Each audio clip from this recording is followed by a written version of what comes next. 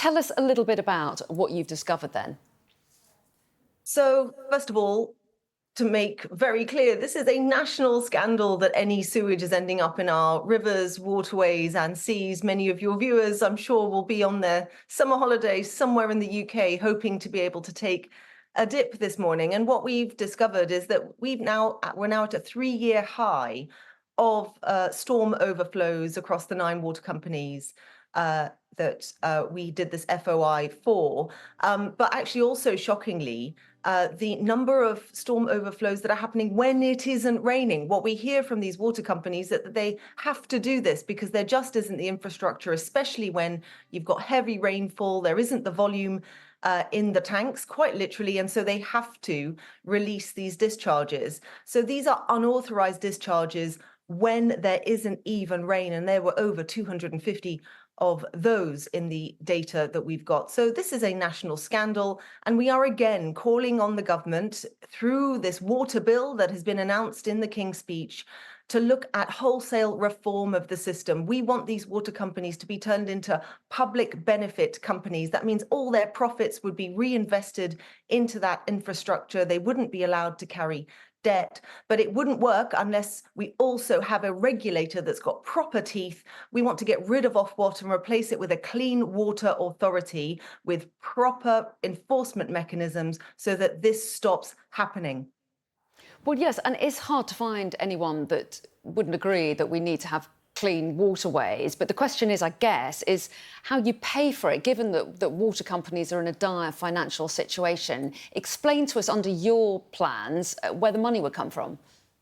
The money, quite simply, would come from those shareholders who, over the decades, have profited to the tunes of billions of pounds from the British taxpayer.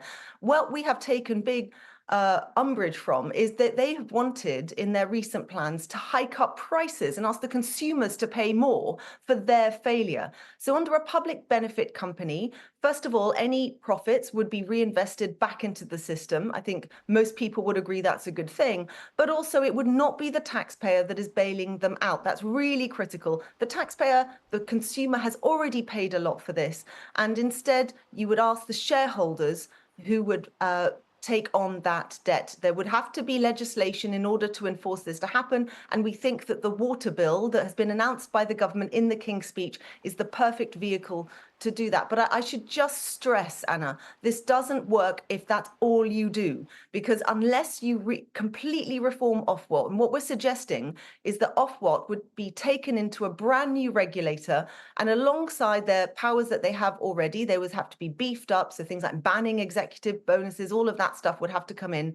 But we'd also bring in those elements for that the Environment Agency currently does, the testing of the water, the fining of the runoff, and so on and so forth. All of that would sit under one umbrella. At the moment, you often have regulators saying, oh, it's not our job to do this, or it's not our job to do that. It's completely useless. So we would have to reform the whole system, not just the companies themselves, also the regulator. Water companies have talked about the risks of being fined too heavily, and no doubt they'd say the same about the threat of being made into public benefit companies as well. They say that if they are penalised too heavily, it'll dent investor confidence in the UK. Is that a risk? Look, I mean, these companies, I think, are now well known for being shaky already as companies. And that's because of mismanagement by the executives, but also those shareholders over many decades.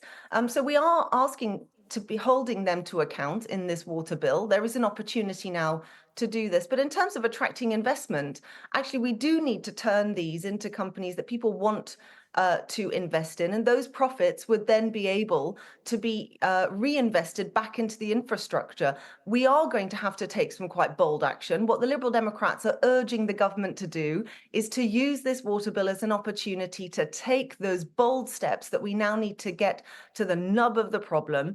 But I'm afraid to those shareholders and to those executives who are looking on thinking my job isn't safe, my investment isn't safe, what we would say is that, well, you should have managed it better over the decades so that you didn't get in this position in the first place. I'm sorry to say the only reason we are in the situation we are is because of total lack of management and total lack of care by the water company bosses and their shareholders in the first place.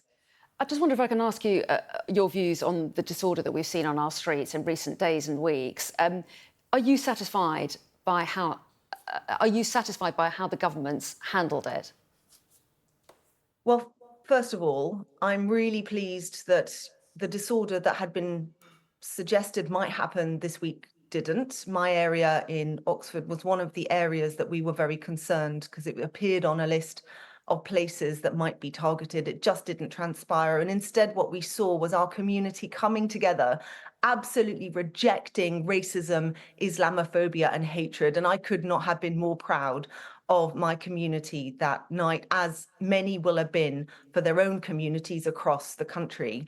Our police officers are doing an incredible job. And so the fact that many of them have cancelled their leave, are doing extra shifts to make sure that there isn't disorder on our streets is to be welcomed and thanked.